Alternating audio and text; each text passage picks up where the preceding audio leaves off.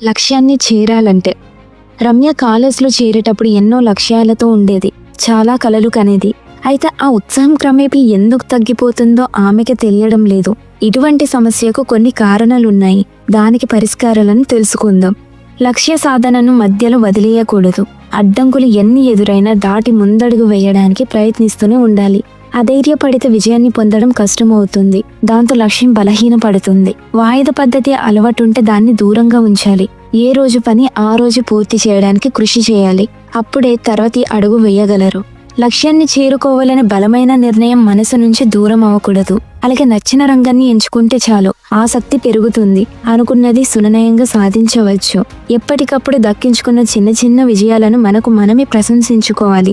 ఇది ఆత్మవిశ్వాసాన్ని పెంపొందేలా చేస్తుంది. ముందుకు వెళ్ళడానికి ప్రోత్సాహకరంగా మారుతుంది. ఒక పుస్తకంలో నిర్దేశించుకున్న మార్గాన్ని రాసి ఉంచుకోవాలి. దాన్ని చేరుకోవడానికి చేసే ప్రయత్నాలు, ఎదురైన విజయాలు, వైఫల్యాలు వంటివన్నీ అందులో పొందుపరుస్తూ ఉండాలి. వీటిని చదివిన ప్రతిసారి ఆత్మస్థైర్యం పెరుగుతుంది. సాధించడానికి ఇంకెంతో దూరం లేదనే భావన మనసులో కలుగుతుంది. పోటీ అవసరం. చేస్తున్న పనిలో అనుభవం ఉంది, అంత తెలుసు అని అనుకోవద్దు. అలా అనుకున్నామంటే ఎదుగుదల ఆగిపోయినట్టే. మీ రంగంలో వచ్చే మార్పుల వంట పట్టించుకోండి. అవసరమైతే కోర్సులు చేయండి. వాయిదాలొద్దు. రేపు అనుకున్నది ఈ రోజే, ఇవాళ అనుకున్నది ఈ క్షణమే అమలు పరచండి. విజయ సోపనలో ఇది మొదటి మెట్టు. మీకు మీరు 6 నెలల్లో ఇంత సాధించాలి, ఏడాదిలో ఫలానా మైలురాయికి చేరాలి తరహాలో కొన్ని టార్గెట్లు పెట్టుకోండి. ఆ గమ్యాలు చేరే దిశగా మీ ఆలోచనలో ఆచరణ ఉండాలి. పోటీ అవసరం. మనకంటే వెనుకబడిన వాళ్ళతో పోల్చుకొని సంతృప్తి పడితే లాభం లేదు. ముందున్న వాళ్ళతో పోటీ పెట్టుకోవాలి. ఆత్మవిశ్వాసం చూపించవచ్చు. మీపై మీకు నమ్మకం ఉంటే సరిపోదు, ఎదుటి వారికి దాన్ని చూపించాలి. ఏదైనా చెప్పేటప్పుడు కూర్చొని నిల్చుని విధానాన్ని సరిచూసుకోండి. నడుము నిటారుగా, భుజాలు వంగకుండా సూటిగా చూస్తూ ఉండండి. ఇది అవతలి వారికి మీపై విశ్వాసం కలిగించడమే కాదు, మీ వ్యక్తిగత ఆరోగ్యానికి మేలు చేస్తుంది. మీరెవరితోనో మాట్లాడుతున్నారు, వాళ్ళేమో మీ వైపు కనీసం చూడకుండా బదులిస్తున్నారు. మీకు ఎలా ఉంటుంది? అవమానంలతో అధికారుల దగ్గరకు వచ్చేసరికి ఆసక్తి లేదన్న అభిప్రాయానికి వచ్చేస్తారంట. కాబట్టి ఎవరైనా మాట్లాడుతున్నా మీరు బదులిస్తున్నా సూటిగా చూడటం అలవాటు చేసుకోండి. మాట్లాడేటప్పుడు బిగుసుకుపోవడం, చేతులు వెనక్కి పెట్టుకోవడం లాంటివి చేస్తున్నారా? చేతులు ఉపయోగించి తీరుని బట్టి ఆత్మవిశ్వాసంతో ఉన్నారా లేక భయపడుతున్నారా అనేది తేలుస్తారంట. కాబట్టి వీలైనంత వరకు చేతుల్ని ఫ్రీగా వదిలేయండి. చేతుల్ని నలపడం, పిడికిల్ని బిగించడం వంటివి చేయొద్దు. ఏం మాట్లాడాలనుకుంటున్నారో 1-2 సార్లు మననం చేసుకోండి. అవకాశం వచ్చినప్పుడు ధైర్యంగా మాట్లాడేయండి. అంతేగాని తడబడుతూ నీళ్లు నమ్ములుతూ మాత్రం చెప్పొద్దు. ఎక్కువసేపు మాట్లాడకపోయినా పర్లేదు, మాట్లాడిన కొద్దిసేపు మాత్రం లోపల కనపడనీయొద్దు. కొద్దిమేర భయం, ఒత్తిడి ఎప్పుడు ఆరోగ్యకరమే. అది పరిధులు దాటితేనే ప్రమాదం. నాకు భయం అని కూర్చుంటే ఎప్పటికీ ముందుకెళ్ళలేరు. పై వాళ్ళంటే భయమా?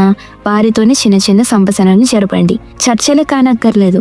రోజు పలకరించడం, చిన్న చిన్న సంభాషణలకు చోటివ్వండి. ఏది ఒక్క రోజులోనే రాదు, కాబట్టి కంగారొద్దు.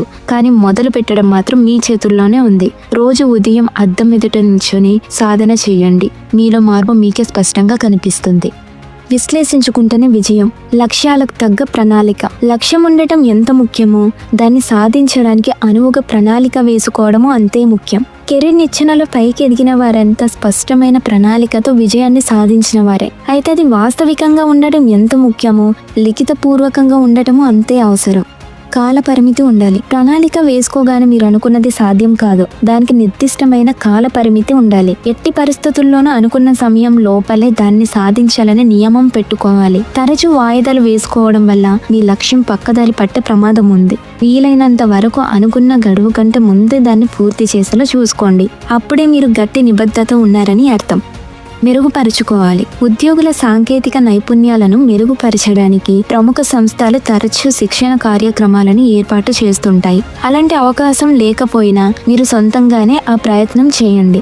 అలానే మారుతున్న అవసరాలకు తగ్గ జీవన నైపుణ్యాలను అలవరుచుకోవడం ఇప్పటి పరిస్థితులకు అవసరం. ఇవి మీ విజయ అవకాశాలని మెరుగుపరుస్తాయి. విశ్లేషించుకోవాలి. ఏదైనా సాధించినప్పుడు నా అంతటి వాళ్ళు లేరని పొంగిపోవడం, పొరపాటు చేసినప్పుడు కుంగిపోవడం సరికాదు. వైఫల్యం పాఠాలు నేర్పాలి తప్ప మానసిక స్థైర్యాన్ని కోల్పోయేలా చేయకూడదు. ఎప్పటికప్పుడు మీ పనితీరుని విశ్లేషించుకొని సాగితేనే అనుకున్న లక్ష్యాలను చేరుకోవడం సాధ్యం. ఆత్మవిశ్వాసమే విజయం. అవగాహన. మొదట సబ్జెక్టులన్నింటిపై అవగాహన పెంచుకోవడంతో పాటు 2-3 ప్రశ్న పత్రాలను పరిశీలించండి. ప్రశ్నలు ఏ కోణంలో అడుగుతున్నారో గుర్తిస్తే దానికి తగ్గట్టు సమాధానం ఇవ్వడంపై దృష్టి పెట్టొచ్చు.